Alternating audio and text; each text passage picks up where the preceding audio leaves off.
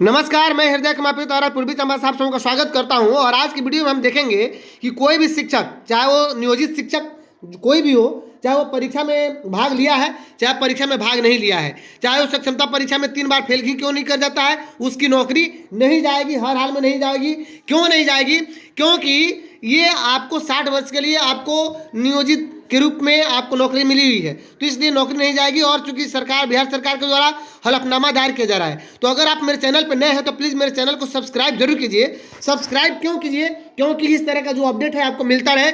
बहुत सारे अपडेट, चाहे एग्जाम से रिलेटेड हो या शिक्षक से रिलेटेड हो, ये सारे अपडेट्स लेकर के मैं आता हूँ। या प्रधान शिक्षक के लिए मैं मटेरियल भी लेकर के आऊँगा। प्रधान शिक्षक बीपीएससी के द्वारा जो होने वाला है, उसके लिए जो क्या क्या मटेरियल होगा उसको भी मैं लेकर के आऊँगा इसी यूट्यूब चैनल पर। तो इसलिए मेरे चैनल को सब्सक्राइब जरूर कीजिए, लाइक शेयर कमेंट कीजिए। अगर आप मुझे फेसबुक पर देख रहे हैं तो आप मुझे फॉलो कीजिए। तो चलिए आइए देखते हैं कि यहाँ पे देखिए रूल 3, यानी रूल 3 कह रहा है कि pertain to constitution of cadre and provide that all teacher employed by the various local body shall be required to pass competency test under rule 4। यानी जो सक्षमता के लिए जो नियम 4 है, उसके हिसाब से जो निकाय स्तर के शिक्षक है उनको इस कंपटीशन में जो एग्जाम लिया जा रहा है विशिष्ट शिक्षक के रूप में, उनको उसमें भाग लेना है और पास करना है। पास करने के बाद upcoming passing such competency test they will become exclusive teacher. पास करने के बाद वे क्या कहलाएंगे? विशिष्ट शिक्षक कहलाएंगे। देखिए ऑलरेडी लिख रहा है कि exclusive teachers shall stand merge as a single cadre whose service can. देखिए कह रहा है कि वे जो मर्ज किए जाएंगे एक सिंगल कैडर के रूप में, एक उनका कैडर होगा जिला स्तर पर। Condition shall be regulated by the exclusive teacher rules. तो विशिष्ट शिक्षक नियमावली के तहत वे उनकी बहाली होगी और उनको राज्यकर्मी का दर्जा दिया जाएगा। सर्डियन पर यहाँ पे perquisites available to the teachers appointed under rule 2023, यानी जो 2023 के हिसाब से, नियम के हिसाब से उनका फिर अपॉइंटेड होंगे वे लोग, और उसके बाद उनको लाभ मिलेगा। लेकिन इसी नियम जो इसमें आगे कहा जा रहा है, जो हलफनामा बिहार सरकार के द्वारा दायर किया जा रहा है, आगे पढ़िएगा। Hence upon passing the competency test the niyojit teacher shall be brought at par with the teachers under rule 2023 after the retirement of such exclusive teachers the resulting vacancy will no longer by field work। देखिए ये भी कहा जा रहा है कि retirement के बाद फिर इस पद पर कोई बहाली नहीं होगी। अब यहाँ से पढ़िए, यहाँ बहुत इंपॉर्टेंट है, ये सारे नियोजित शिक्षक के लिए इंपॉर्टेंट है। चाहे वे सक्षमता की परीक्षा पास करें, 3 बार फेल कर जाए, या वे परीक्षा में शामिल नहीं हो, उनके लिए है कि पर्टिनेंटली यहाँ पे पढ़ सकते हैं कि rule 3 provide that those who don't appear in और पास, यानी डोंट अपीयर जो शामिल नहीं होंगे और पास या जो पास नहीं होंगे in the competency test shall continue to remain local body teachers. वे निकाय स्तर के शिक्षक बने रहेंगे, नियोजित शिक्षक बने रहेंगे। सबसे बड़ी ये खबर है कि नियोजित टीचर वे बने रहेंगे। और ये सरकार अपना हलफनामा दायर कर रही है, जो प्रमोद जाधव का केस है, जिसमें आज 11 तारीख है, 13 तारीख को सुनवाई है हाई कोर्ट में। हालांकि मैं जानता हूं कि हाई कोर्ट का निर्णय क्या होगा, क्योंकि सरकार किसी भी टीचर को बाध्य नहीं कर रही है, वो ऐच्छिक रूप से कह रही है कि फॉर्म भरिए और आप विशिष्ट शिक्षक बनिए। तो इसमें विशेष कुछ होगा नहीं, मैं जानता हूं। और हमें परीक्षा तो देनी ही पड़ेगी राज्यकर्मी के दर्जा के लिए। लेकिन अगर कोई चाहता है कि परीक्षा नहीं दे, या कोई अगर फेल कर जाता है 3 बार, तो वे यहाँ पे रिमेन लोकल बॉडी टीचर्स, निकाय स्तर के शिक्षक बने रहेंगे। तो अगर आप मेरे चैनल पर नए हैं तो प्लीज़ मेरे चैनल को सब्सक्राइब जरूर कीजिए, लाइक कीजिए, शेयर कीजिए, कमेंट कीजिए। फेसबुक पर देख रहे हैं वहाँ मुझे फॉलो कीजिए। सबसे अधिक आप शेयर कीजिए अपने मित्रों को।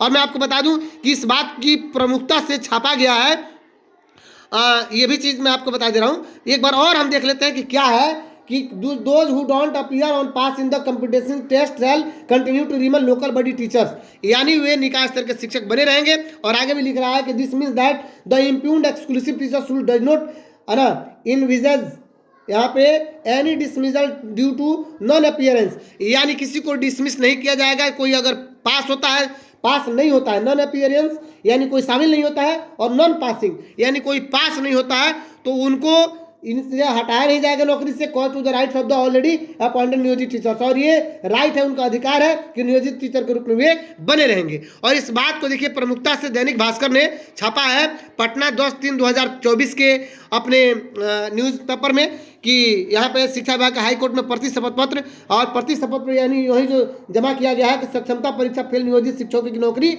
नहीं जाएगी। बहुत प्रमुखता से छापा गया है।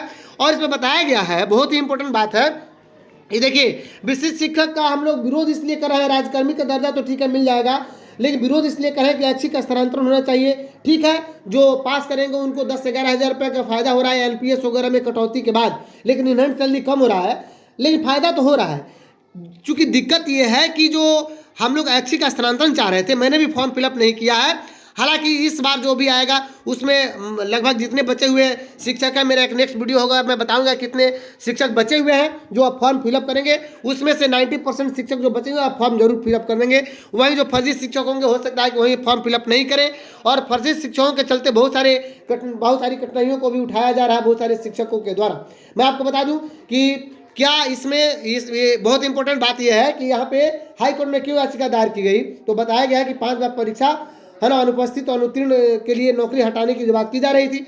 हालांकि वो जो बात की जा रही थी वे कमेटी ने जो अपना निर्णय दिया था, वो कमेटी जिसमें अपर मुख्य सचिव हमारे के पाठक सर थे, तो उनका निर्णय था कि जो शिक्षक परीक्षा में शामिल नहीं होगा या जो शिक्षक इसमें पास नहीं करते हैं 3 बार, तो उनको हटा दिया जाएगा। जबकि ये कमेटी का निर्णय था, कैबिनेट की मुहर उस पर नहीं लगी हुई है और कैबिनेट की मुहर लगेगी भी नहीं। ये आपका राइट बनता है कि 60 वर्ष आपको नौकरी दिया गया है, 60 वर्ष आप नौकरी करेंगे, भले ही आप राजकर्मी का दर्जा नहीं ले, राजकर्मी नहीं बने, वो अलग बात है। चलिए आइए आगे देखते हैं कि क्या है मांग यही था हमारे पहले कि 93 से 34,500 किया जाए और ग्रेच्युटी दी जाए, ठीक है। और एक बात है क्या है तर्क यह है कि 1971 में प्राइमरी स्कूलों का जो सरकारीकरण हुआ उसमें कोई परीक्षा नहीं ली गई। 1980 में हाई स्कूलों का सरकारीकरण हुआ, उसमें परीक्षा नहीं ली गई। 1982 में अंगीभूत कॉलेजों का सरकारीकरण हुआ, उसमें परीक्षा नहीं ली गई। 34,540 जो शिक्षक बहाल हुए उसमें परीक्षा नहीं ली गई। तो फिर हमारे नियोजित शिक्षकों के लिए परीक्षा क्यों? अगर मान लीजिए कि परीक्षा ही ले रहे थे तो एक अलग कैडर क्यों बनाया आपने? बीपीएससी तो एक अलग कैडर बनाया, आप बीपीएससी के थ्रू ही सारे शिक्षकों का परीक्षा लेते और सबको समान ग्रेड में करते, कोई अलग कैडर नहीं होता, बीपीएससी का अलग कैडर नहीं होता, विशिष्ट शिक्षक का अलग कैडर नहीं होता। तो ये सारी बातें होती हैं। आखिर आपने विशिष्ट शिक्षक लेकर के फिर अलग नियोजित शिक्षकों का एक कैडर बना ही दिया। एक बहुत बड़ी ये मतलब क्या कहूँ मैं, एक बहुत बड़ी सरकार की साजिश है एक तरह से, और साजिश के तहत ये सब काम हो रहा है। हालांकि सरकार हाई कोर्ट में कहेगी कि हम किसी भी जो कैंडिडेट है जो नियोजित शिक्षक का दबाव नहीं बना रहे हैं। इच्छुक जो अभ्यर्थी है उन्हीं से हम परीक्षा ले रहे हैं, और परीक्षा हम 1100 रुपया जो फी है वो ले रहे हैं। तो एक तरह से नई भर्ती की तरह ले रहे हैं, जो इच्छुक कैंडिडेट है उन्हीं का ले रहे हैं। इसमें कहीं दो राय नहीं है कि हम किसी के ऊपर प्रेशर दे करके ले रहे हैं, किसी को हटाने नहीं जा रहे हैं। ये सारी बातें होंगी। विशेष परीक्षा जहाँ तक रद्द होने की बात है, और हमारे नियोजित शिक्षकों के अंदर ये बना हुआ है कि परीक्षा का जो रिजल्ट है रोक दिया जाएगा या परीक्षा को ही रद्द कर दिया जाएगा, तो ऐसी बात नहीं होगी। इसमें जो होगा वो आप सबों के सामने 13 तारीख को जो आएगा ही सामने आएगा। तो बने रहिए मेरे चैनल पे। अगर आप मेरे चैनल पे नए हैं तो प्लीज़ मेरे चैनल को सब्सक्राइब कीजिए, लाइक कीजिए, शेयर कीजिए, कमेंट कीजिए। मिलते हैं नेक्स्ट वीडियो में। तब तक के लिए मैं आपको एक और चीज़ बता दूं कि बहुत कम शिक्षक अब नियोजित के रूप में बच जाएंगे, कारण कि आपको प्रधान शिक्षक के रूप में लगभग 45 से 50 हज़ार शिक्षक चले जाएंगे। एक और चीज़ बताना चाहता हूँ कि लगभग 1 लाख लोग टीआरई 1, टीआरई 2 और टीआरई 3 में तीनों मिलकर के लगभग नियोजित चले जाएंगे, और 2,21,000 सरकार का आंकड़ा है कि इन लोगों ने परीक्षा दे दिया है। तो मेरा एक दूसरा वीडियो होगा जिसमें मैं इस पर बहुत सारी बातें बताऊंगा। तो अगर आप मेरे चैनल पर नए हैं तो प्लीज मेरे चैनल को सब्सक्राइब कीजिए, लाइक कीजिए, शेयर कीजिए, कमेंट कीजिए। मिलते हैं नेक्स्ट वीडियो में, तब तक के लिए।